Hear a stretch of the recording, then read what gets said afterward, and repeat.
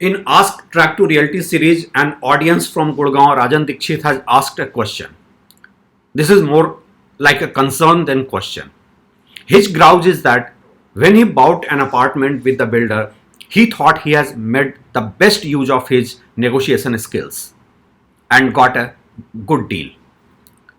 After possession, he got to know that the apartment next door was sold at a much lower price in the same year.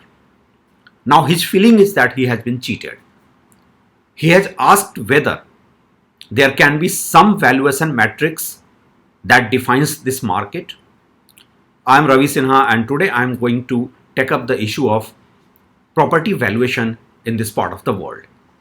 Unfortunately, there is no property valuation in this part of the world. India is seen as one of the most non-transparent and vague market when it comes to property valuation. In most of the mature property markets, there are independent valuers who give their report, and that is the benchmark of pricing in that given micro market. Here in India, what defines the housing price? There is no clear answer to it. It could be the stage of construction of the property. It could be builder's ability to hold, or in other words, who is more desperate to sell or buy. If the buyer has this psychology of FOMO, fear of missing out, he will give a better price. If the developer has the holding capacity, he will command a better price.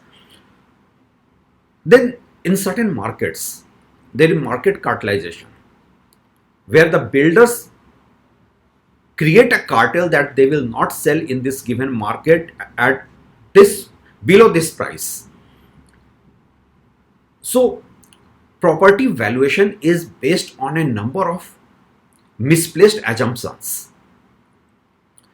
It could also be the sales strategy of a builder that he is commanding better price than his other neighborhood peer.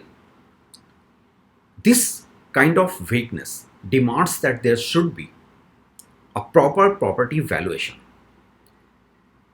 Now the question is, how will it help? How the valuation matrix will help the average Indian buyer?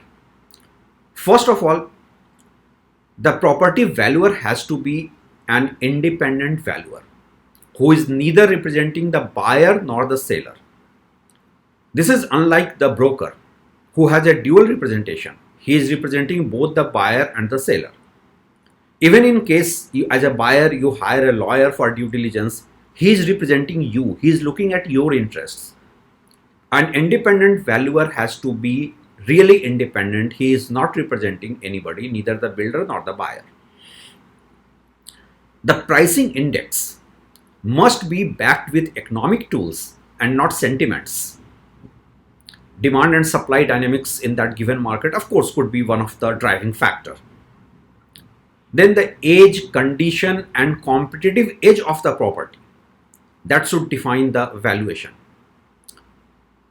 Another factor to look into is rental return potential of the property and its future resale value. If the property is ready to move, then not only location profile but also the social profile of the neighborhood matters. And of course, the age-old theory of physical infrastructure, social infrastructure, and economic infrastructure of that given region also matters.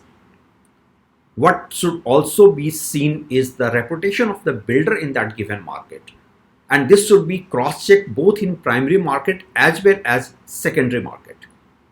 Of course, construction quality, amenities, maintenance, a whole lot of factors has to be factored in to derive at a price point which should be the benchmark of market. The buyer should know he is paying the right value of that given property, and also the builder should know that he is not selling below the market price, prevalent market price, nor he is in a position to command much higher price without any reason. This, of course, is going to help the home buyers. But this is about demand side. Will the proper property valuation also help the builders? In our view, of course, it will. Because it will lead to a market where the builder buyer disagreements, disputes, and litigations will be negligible. There will be no suspicion either on part of the builder or the buyer. A transparent market is much needed in India, and this transparency could go to the property market in the right direction. The question is, in theory, everybody agrees to it. Everybody says, yes, we need a property valuation matrix. In reality, there are so many vested interests who don't want a scientific property valuation in Indian housing market.